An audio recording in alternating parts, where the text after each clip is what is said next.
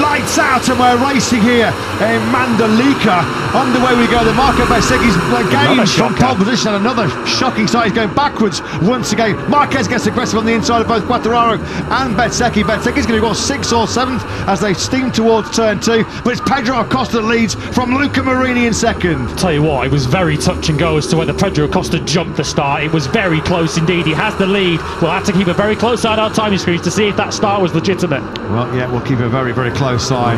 That will come up immediately on our timing screens in the commentary box. Acosta it is, though, that leads. Marini's been superb once again for line. He was 6th to 2nd. The start sprint. Yes, that's isn't it? It's Bezzecchi. It's Marc Marquez and Marco Bezzecchi. That's a massive, massive crash early on here. The new world champions Mandalika curse continues, and Marco Bezzecchi, the massive pre-race favourite from pole position and the sprint victory, is out early on in this Grand Prix. And Mark looks hurt too. That was Marco Bezzecchi going for too much too early after another disastrous start. The pre-race favourite and the new world champion both out on that one. He is cursed, he is jinxed here, isn't he, in Mandalika. Marc Marquez, you could hear the massive groans from the crowd as both Bezzecchi and Marc tumbled out of contention on what has been a dramatic first lap here in Mandalika. A first lap which will end with Pedro Acosta as the lead. That incident will be reviewed after the Grand Prix. We'll await the replays, but it's going to be Acosta from Marini, from Aldeguer. Marc Marquez has still not been able to get to his feet here. This has been a real cage rattler for the new world champion. Yeah, Bez is on behind Marc Marquez. So difficult to pass into turn 7, straight into the back of Marc Marquez, and he clips his left foot as well on the way through. Bezzecchi, I'm afraid, can look at no one but himself for that one. Oh, that was horrible. That was a horrible crash. Look, Marc gets his left foot run over, and then Bezzecchi's along for the right. There was multiple big barrel rolls through the gravel trap for the Italian. That's great news to see him hobbling away from the scene. Well, what was a dream Saturday has turned into a nightmare Sunday for Marco Bezzecchi. Yeah, Bezzecchi going straight over there to check on Marc Marquez, and a handshake between the two. Of course, they have had a bit of a frosty relationship in the past, but that had changed recently in Misano. Bezzecchi, Marc Marquez out of the race. What that means is this Grand Prix is now wide open as Mir now gets into Alex Marquez. Alex coming through on the inside. That's for 7th place, but we've got Acosta, Marini, Aldeguer and Rins, your 4 at the front. It almost looked like as he was making the move on Mir, Alex lost the front on that Ducati, and as it picked up, it just lifted Mir up on the outside. Right, let's try and regroup after one of the most dramatic first laps we've seen of 2025 so far. Bezzecchi setting a pace and setting a rhythm I'm sure that he feels comfortable with, and at the moment it's plenty fast enough to pull him away from Acosta. Enea Bastianini, Fabio Di Gianantonio, Alex Marquez, Marc Marquez, Grand Prix winners recently for the Gresini Ducati squad.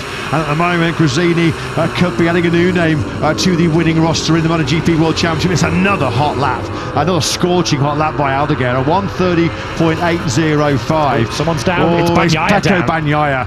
Well, Pecco Bagnaia was dead last and nowhere in this Grand Prix. A dismal weekend, not just for Bagnaia but for the factory Ducati team as well.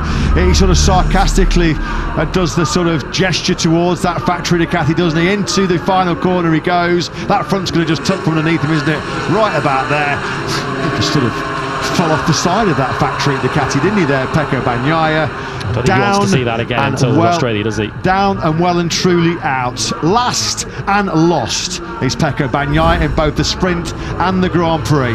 His weekend, mercifully from his point of view, is finally over. Pedro Acosta's victory hopes are starting to fade fast here, aren't they? Aldeguer's now to his right shoulder or the right collarbone. That was his initial concern, wasn't it? After the contact from Marco Bezzecchi.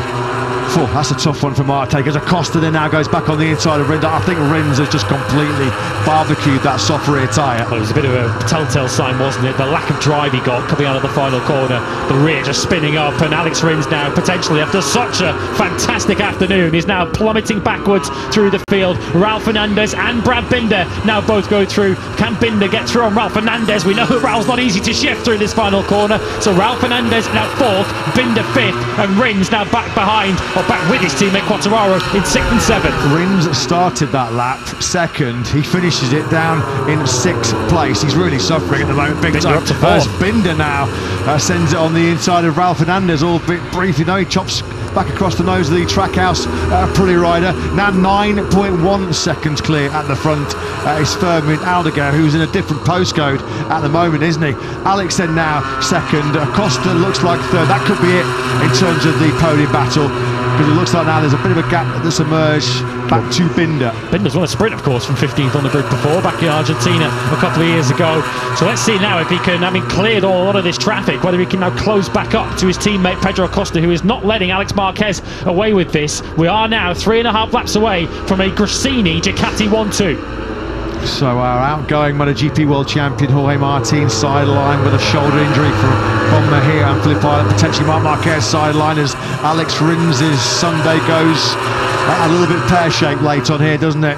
Alex's motto was just obviously go. Costa's going to have the better front tyre underneath him at this stage of the race. The medium front should be giving him the better endurance compared to Alex Marquez's soft front tyre choice. Evidence of a fracture on Marc Marquez's right shoulder. The worst possible news for how your fortunes can be completely turned upside down in the space of 1 week.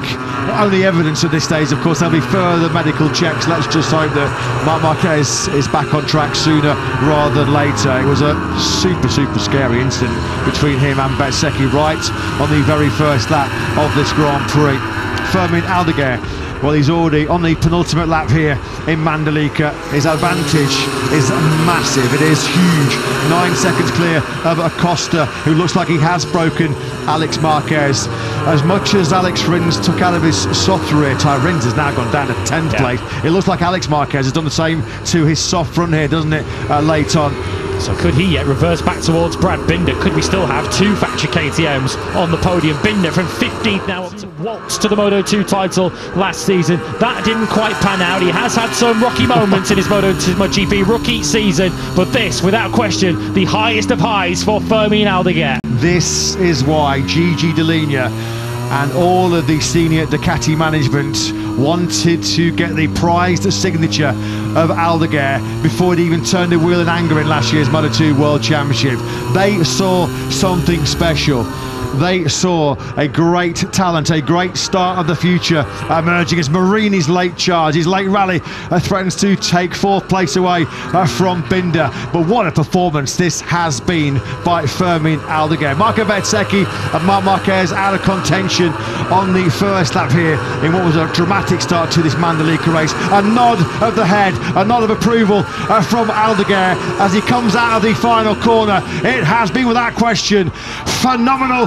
Fermin Aldeguer here in the Grand Prix of Indonesia. What a performance. What a dominant victory by the rookie. He becomes the first rookie to win since Jorge Martin, the outgoing world champion, back in Styria in 2021. The emotions pour out inside BK8 Gresini.